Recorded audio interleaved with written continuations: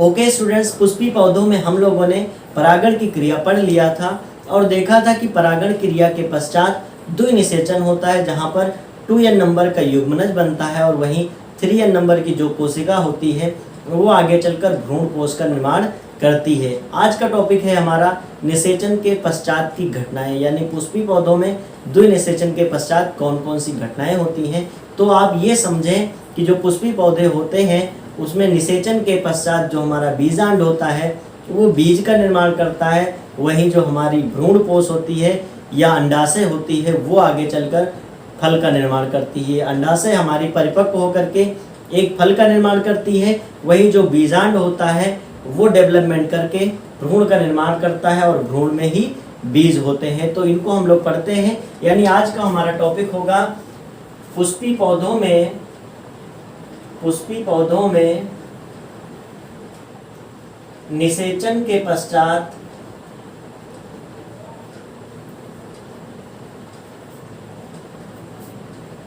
की घटनाएं। पुष्पी पौधों में निषेचन के पश्चात की घटनाएं। अब पुष्पी पौधों में निषेचन के पश्चात बहुत सारी घटनाएं होंगी। हमने पहले ही कहा कि जो बीजांड होगा वो आगे चल करके बीज का निर्माण करेगा, वही अंडाशय परिपक्व होकर के फल का निर्माण कर लेगी। तो इनको अगर हमें समझना है तो सबसे पहले मेजर रूप से हमें 3 हेडिंग्स पढ़नी होंगी और वो हेडिंग्स है, सबसे पहली हेडिंग है आपको पढ़ना होगा भ्रूण और भ्रूण का विकास एवं इसका विकास, यानी भ्रूण क्या है एवं इसका विकास कैसे होता है। ये हो गई आपकी पहली हेडिंग। और दूसरी हेडिंग जो आपको पढ़ना होगा वो होगा आपका भ्रूण कोश का विकास, यानी भ्रूण कोश एवं इसका विकास आपको पढ़ना होगा, भ्रूण कोश एवं इसका विकास। और तीसरी हेडिंग होगी आपकी फल एवं बीज का निर्माण। ठीक है, तो इतनी बात आपको क्लियर हो गई कि पुष्पी पौधों में निषेचन के पश्चात 3 घटनाएं मेजर रूप से होती हैं। पुष्पी पौधों में निषेचन के पश्चात 3 घटनाएं मेजर रूप से होती हैं। सबसे पहली घटना होती है भ्रूण बनता है और भ्रूण का विकास कैसे होता है ये हमको पढ़ना है। फिर हमको पढ़ना है भ्रूण कोश क्या है और इसका विकास कैसे होता है, और एटलीस्ट हम लोग को पढ़ना है फल एवं बीज का निर्माण, कि फल क्या होते हैं और बीज का निर्माण कैसे होता है। तो सबसे पहले हम लोग पहली हेडिंग पढ़ते हैं और वो है आपकी भ्रूण एवं इसका विकास, यानी भ्रूण क्या है और इसका विकास कैसे होता है। तो भ्रूण का विकास कैसे होगा या भ्रूण क्या होता है ये आप समझ लीजिए। तो जब पुष्पी पौधों में निषेचन की क्रिया होती है तो एक आपका नर केंद्रक और दूसरा जो आपकी अंड कोशिका इनका हो जाता है संयुग्मन। तो नर केंद्रक और अंड कोशिका के संयुग्मन के पश्चात 2n नंबर का हमारा क्या बनता है, युग्मनज बनता है। ध्यान से आप हर बात को समझेंगे तो ये प्रक्रिया आपको ज़रूर नंबर देगी, क्योंकि पेपर के लिए ये मोस्ट इम्पॉर्टेंट है, ये प्रक्रिया समझना आपका। तो हमने कहा कि पुष्पी पौधों में निषेचन के पश्चात घटनाएं 3 भागों में हमने बांट दिया। सबसे पहला था भ्रूण एवं भ्रूण का विकास, दूसरा था भ्रूण कोश एवं भ्रूण कोश का विकास, और तीसरी हेडिंग थी आपकी फल एवं बीज का निर्माण। हम लोग पहली हेडिंग आज पढ़ रहे हैं भ्रूण एवं इसका विकास। तो हमने कहा कि जब निषेचन होता है तो एक नर केंद्रक और जो बीजांड में अंड कोशिका थी वो आपस में फ्यूजन करके युग्मनज का निर्माण करते हैं, और जो युग्मनज होता है वो क्या करता है, कुछ देर विश्रामावस्था में रहता है और इसके बाद ध्यान से समझिएगा, विश्रामावस्था के पश्चात वो क्या करता है, अपने ऊपर सेलुलोज की एक कवरिंग कर लेता है, यानी सेलुलोज की एक लेयर उसके ऊपर बन जाती है। इसके बाद वो डिवीजन करना स्टार्ट होता है। चूंकि जो पुष्पी पौधे होते हैं वो 2 प्रकार के होते हैं, ध्यान से समझिएगा। पुष्पी पौधे 2 प्रकार के होते हैं। सबसे पहला होता है एक बीजपत्री, द्विबीजपत्री। पुष्पी पौधे 2 प्रकार के होते हैं, द्विबीजपत्री और एक बीजपत्री। अब आपके मन में एक कंफ्यूजन आ सकता है अगर आपने फर्स्ट ईयर बहुत सही से नहीं पढ़ा है कि एक बीजपत्री क्या होते हैं, द्विबीजपत्री क्या होते हैं। तो इसको थोड़ा आपको क्लियर कर देते हैं, फिर हम अपने टॉपिक पे आते हैं।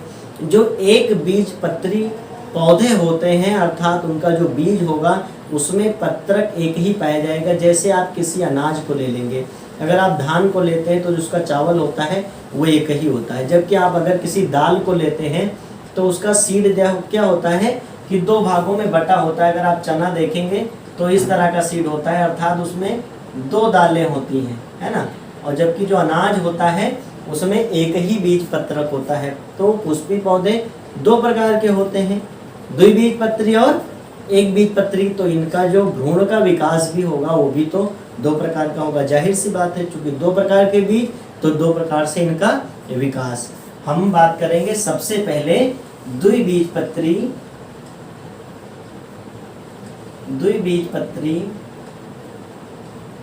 पुष्पी पौधों में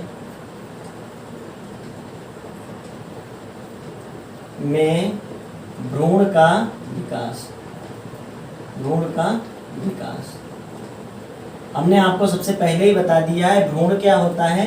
भ्रूण नर केंद्रक और अंड कोशिका के संयुग्मन के पश्चात बनी हुई 2n नंबर की सेल होती है, जिसे हम लोग युग्मनज भी कहते हैं। और यही युग्मनज आगे चल के भ्रूण का विकास करता है। तो ये चीज हम लोग यहाँ जानेंगे कि युग्मनज भ्रूण का विकास या भ्रूण में कैसे कन्वर्ट होता है। क्लियर, युग्मनज हमारा भ्रूण में कैसे बदलेगा उस प्रोसेस को हम लोग अब पढ़ने वाले हैं। वो भी किस पौधे में, द्विबीजपत्री में। और दूसरा आपका होता है एक बीजपत्री में। किसमें, एक बीजपत्री में। तो बारी बारी से हम लोग इनको पढ़ेंगे।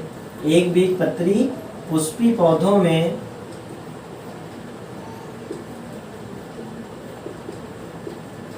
भ्रूण का विकास।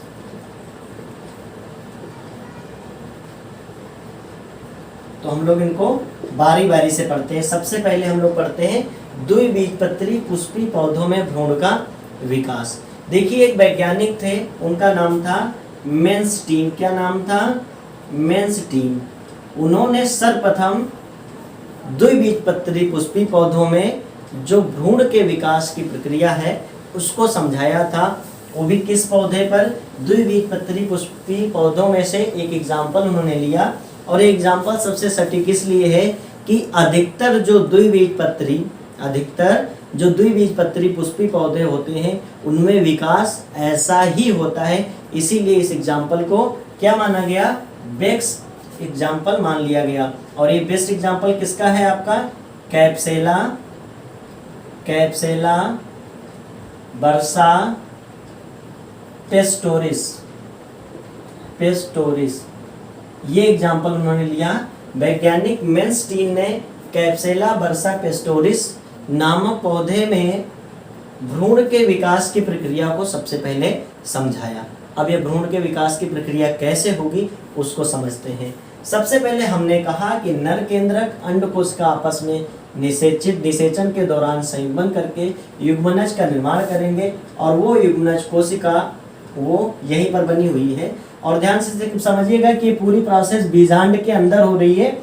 यहाँ देखिए फिगर कैसा बना हुआ है, उल्टा बना हुआ है। और यहाँ हम लोग इसको सीधा समझते हैं, फिर बाद में इसको उल्टा करके बीजांड में फिट करके समझेंगे। तो सबसे पहले हमने कहा जो युग्मनज होगा वो क्या करेगा, फूल कर बड़ा हो जाएगा और अपने चारों तरफ सेलुलोज की कवरिंग बना लेगा। और इसके बाद वो समसूत्री विभाजन करेगा, जिससे दो कोशिकाओं का निर्माण होगा।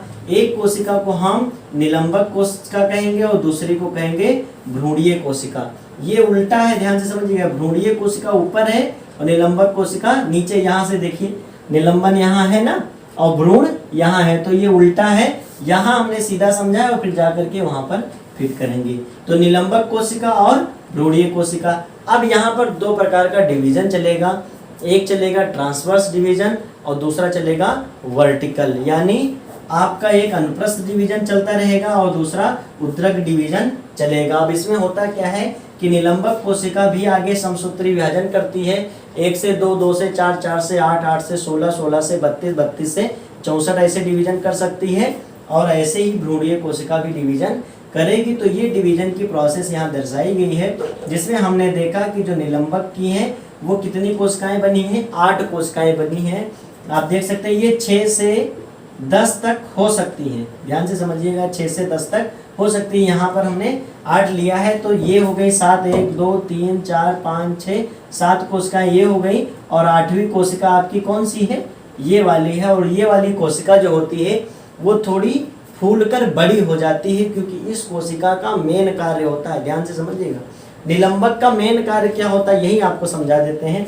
ये जो फूलकर मोटी कोशिका बन जाती है लंबी, इस कोशिका को हम कहते हैं पुटिका कोशिका। और ये पुटिका कोशिका देखिए कहाँ पर अटैच है, यहाँ यही तो बीजांड है हमारा, और ये बीजांड के एक लेयर से देखिए अटैच है, ये पुटिका कोशिका है आपकी, और ये अटैच है। ये क्या करती है, बीजांड से पोषण लेती है, पोषक पदार्थ लेती है और भ्रूण को पहुंचाती है। ये आपका भ्रूण है तो ये भ्रूण को पहुंचाती है। यानी पुटिका कोशिका क्या करती है, भोज्य पदार्थों को या पोषक पदार्थों को बीजांड से अवशोषित करती है। क्लियर हो गई बात। अब ये हो गई आपकी पुटिका कोशिका। ये टोटल क्या है, आपकी निलंबक है, और इसको कहते हैं हाइपोफाइसिस यानी अधस्फीतिका। अब ये आगे चलकर डिवीजन करके 3 लेयर्स का निर्माण करेंगे, जिसमें सबसे पहला है आपका त्वचाजन, जो कि एपिडर्मिस या बाहरी कवरिंग का निर्माण करेगा। दूसरा है वल्कुटजन, जो कॉर्टेक्स का निर्माण करेगा। और अगला है रंभजन, जो कि स्टील का निर्माण करेगा। पौधों में भी स्टील पाया जाता है, जिसे हिंदी में रंभ कहते हैं। अब हमने देखा कि यहाँ से जो हमारा युग्मनज था वो डिवाइडेशन के थ्रू एक हार्ट शेप का, एक हृदय के आकार का भ्रूण का निर्माण कर लेता है, जिसमें ये पार्ट इसका निलंबक होता है, और यहाँ पर मूलांकुर होता है और यहाँ पर परांकुर होता है। आप सभी जानते होंगे मूलांकुर से जड़ निकलती है और परांकुर से प्ररोह यानी तने का निर्माण होता है। तो अब इसको हम लोग क्या करते हैं, बीजांड के अंदर फिट करके देखते हैं। तो देखिए जो ये आपकी पुटिका कोशिका थी वो इस लेयर से अटैच है, जिससे कि ये पोषण को अंदर दे सके। ये आपका बीजांड द्वार है। और हमने देखा कि ये हो गया आपका निलंबक, ये मूल क्षेत्र है, यहाँ से निकलेगी जड़, और ये प्ररोह शीर्ष यानी यहाँ से प्ररोह निकलेगा। और ये 2 बीज पत्र हैं, इसीलिए ये 2 बीज पत्री पौधा है। क्योंकि ये 2 बीज पत्री पौधे कहाँ पड़ रहे हैं, तो इसके भ्रूण में कितने बीज पत्र हैं, 2 बीज पत्र हैं। अब ये आगे चल करके बीज का निर्माण करेगा, जिससे कि पौधा आपका विकसित होगा जब वो जर्मिनेट करेगा। फिर से एक बार समराइज कर देते हैं कि पुष्पी पौधों में निषेचन के पश्चात मेन रूप से घटनाएं होती हैं कौन कौन सी। सबसे पहले बीजांड आपका भ्रूण का निर्माण करता है और अंडाशय परिपक्व होकर के फल का निर्माण करती है। हम निषेचन से पूर्व घटनाओं पढ़ने के लिए 3 मेजर हेडिंग को लेकर चले थे। सबसे पहली थी हमारी भ्रूण एवं इसका विकास, दूसरी हेडिंग आगे होगी हमारी क्या होगी, भ्रूण पोष और इसका विकास, और तीसरी हेडिंग थी हमारी फल एवं बीज का निर्माण। सबसे पहली हेडिंग में हमने देखा भ्रूण और इसका विकास। भ्रूण क्या होता है, युग्मनज से बनता है, युग्मनज डिवाइड करके भ्रूण का निर्माण करता है। नर केंद्रक अंडकोशिका आपस में फ्यूज होकर के युग्मनज का निर्माण करती है, और ये युग्मनज आगे चल के डिवीजन करेगा। अब हम भ्रूण और इसका विकास पढ़ रहे थे, जिसमें हमें जो पुष्पी पौधे होते हैं उनकी दोनों प्रकार जो होते हैं, 1 बीजपत्री और 2 बीजपत्री, दोनों में पढ़ना है। तो सबसे पहले हमने क्लियर कर लिया है 2 बीजपत्री पुष्पी पौधों में भ्रूण का विकास कैसे होता है। समराइज इसलिए कर देते हैं क्योंकि अभी हम 1 बीजपत्री पौधे पढ़ेंगे, अगर आपके दिमाग से 2 बीजपत्री हट गया तो पढ़ाने का कोई फायदा ही नहीं हुआ। तो हमने कहा कि सबसे पहले वैज्ञानिक आपके मेन्स्टीन ने कैप्सेला बर्सा पेस्टोरिस नामक 2 बीजपत्री पौधे में इस विकास को क्या किया, स्पष्ट रूप से समझाया। और देखा गया कि बाद में कि जो अधिकतर पौधे हैं 2 बीजपत्री, उसमें इसी तरह का विकास होता है। विकास कैसे होता है, सबसे पहले जो युग्मनज कोशिका है वो कुछ देर विश्रामावस्था में रहती है, और इसके बाद पोषक पदार्थों को लेकर के और सेलुलोज की एक कवरिंग बनाती है। इसके बाद वो डिवीजन करके आगे चल के भ्रूण का निर्माण करती है, और ये भ्रूण आपका यहाँ पर फिट होता है। ये आपका बीजांड है और इसी के अंदर ये है आपका भ्रूण। अब ये पूरा टोटल क्या बन जाएगा, ये बीजांड ही आगे चल के क्या बनेगा, बीज का निर्माण करेगा, और उस बीज में क्या होगा, भ्रूण होगा, यानी एक बच्चा होगा या एक छोटा पादप आगे चलकर जर्मिनेट करेगा।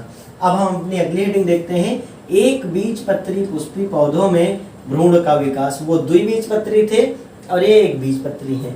वास्तव में जो एक बीजपत्री पौधे होते हैं उनका जो स्टार्टिंग का भ्रूण का विकास होता है वो सेम टू सेम द्विबीजपत्री का होता है, लेकिन आगे चलकर ये अंतर काफ़ी हो जाता है। इसमें भी जो आपकी युग्मनज कोशिका होती है वो विश्रामावस्था के पश्चात सेलुलोज की कवरिंग कर लेती है और इसके बाद डिवीजन की प्रोसेस स्टार्ट करती है, और यहाँ पर भी डिवीजन सेम उसी तरह से होते हैं। और आगे चलकर 3 कोशिकाओं का निर्माण होता है। एक कोशिका आपकी निलंबक है, दूसरी मध्य कोशिका और तीसरी अंतस्थ कोशिका, और ये डिवीजन करते करते इस तरह की संरचनाओं का निर्माण करते रहते हैं, जिसके बाद निलंबक की जो एक ऊपरी कोशिका है वो फूलकर बड़ी हो जाती है और वहीं नीचे बीज पत्र का निर्माण होना प्रारंभ हो जाता है, जहां पर प्रांकुर का भाग आप स्पष्ट रूप से देख पा रहे हैं। और ये आगे डिवीजन करके देखिए आप निलंबक का निर्माण कर लिया, और ये हो गया आपका मूलांकुर भाग, और यहाँ पर हो गया आपका प्रांकुर भाग, और ये आपका क्या है, बीज पत्र। अगर इसे हम दूर से देखते हैं, चूंकि जूम आउट है, अगर हम इसे दूर से देखेंगे तो कुछ इस तरह की संरचना बनती है। ये आपका निलंबक है, ये आपका मूलांकुर भाग है, यहाँ से जड़ निकलेगी, और ये आपका प्रांकुर भाग है, ये अंदर की कोशिकाएं, और ये हो गया आपका बीज पत्र। अगर हम इसे एक बीजपत्री बीजांड में देखेंगे फिट करके तो कुछ इस तरह की संरचना आपको निकलेगी। ये एक घास है, घास के पौधे के बीज के अंदर की संरचना दिखाई गई है बीजांड की। ये घास के पौधे का बीजांड है, और ये क्या है आपका, और इसका एग्जाम्पल आपको बता देते हैं। सबसे पहले जो एक बीजपत्री पुष्पी पौधों का जो एग्जाम्पल होता है वो है आपका लुजुला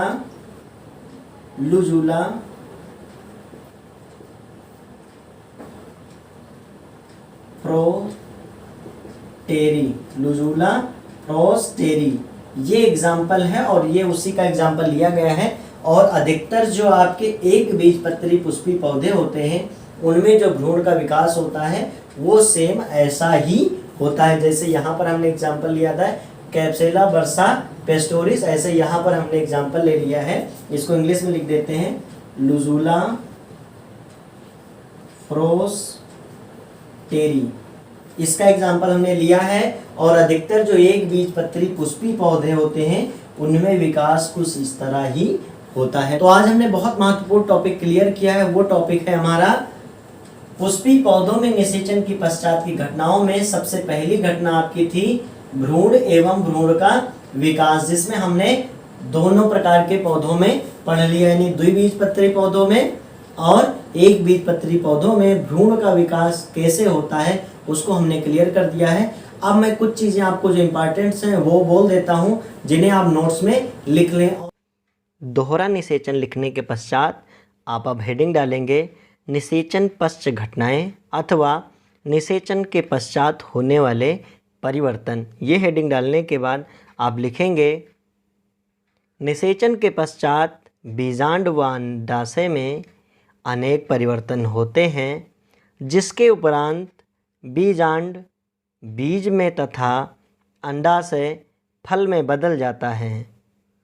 निषेचन की पश्चात की घटनाओं को हम निम्न प्रकार से समझ सकते हैं, और इसके बाद आप 3 पॉइंट लिखेंगे। सबसे पहला पॉइंट है भ्रूण एवं भ्रूण का विकास, और दूसरा पॉइंट है भ्रूणपोष एवं भ्रूणपोष का विकास, और तीसरा पॉइंट है बीज व फल का निर्माण। आप पहली हेडिंग डालेंगे भ्रूण एवं इसका विकास, और इसमें लिखेंगे संयुग्मन के पश्चात अंड युग्मनज कहलाता है, अर्थात जिसको हम अंड कोशिका कहते थे, तो संयुग्मन के पश्चात अंड कोशिका युग्मनज कहलाता है, जिससे भ्रूण का विकास होता है। इतना लिखने के आगे आप लिखेंगे यद्यपि एक बीजपत्री व द्विबीजपत्री पौधों में प्रारंभ की भ्रूण निर्माण की प्रक्रिया एक समान होती है, परंतु कुछ समय पश्चात इनमें भिन्नता दिखाई देती है, जिसमें आप पहली हेडिंग डालेंगे आप द्विबीजपत्री भ्रूण का विकास। पहली हेडिंग डाल देंगे स्मॉल ए करके, हेडिंग डालें द्विबीजपत्री भ्रूण का विकास, और इसमें लिखेंगे सर्वप्रथम मेन्स्टीन नामक वैज्ञानिक ने कुर्सीफेरी कुल के कैप्सेला बर्सा पेस्टोरिस नामक पौधे में भ्रूण विकास का अध्ययन किया था। अधिकतर द्विबीजपत्री पुष्पों में भ्रूण के विकास की प्रक्रिया ऐसी ही होती है।